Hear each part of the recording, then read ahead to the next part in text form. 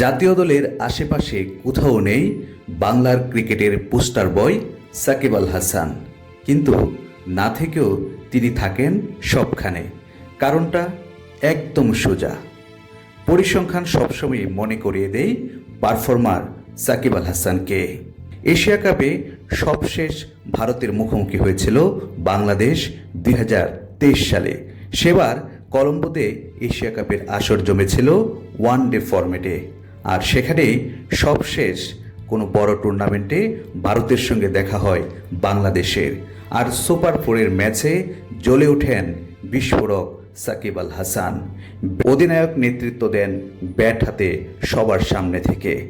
85 বলে তিনি খেলেন 80, ফলে 6 রানে জিতে যায় বাংলাদেশ, আর ম্যাচ সেরা হন সাকিব আল হাসান। সাকিবের নায়কোচিত সেই পারফরমেন্স এখনও মনে রাখছে ক্রিকেট প্রেমীরা। যখন ভারতের বিপক্ষে আরেকটি বড় টুর্নামেন্টে বাংলাদেশ খেলতে নামছে, তখন অনেক ক্রিকেট ভক্তই স্মরণ করছেন সেই ম্যাচের, যেখানে বরাবরের মতোই নায়কের আসনে ছিলেন সাকিব আল হাসান।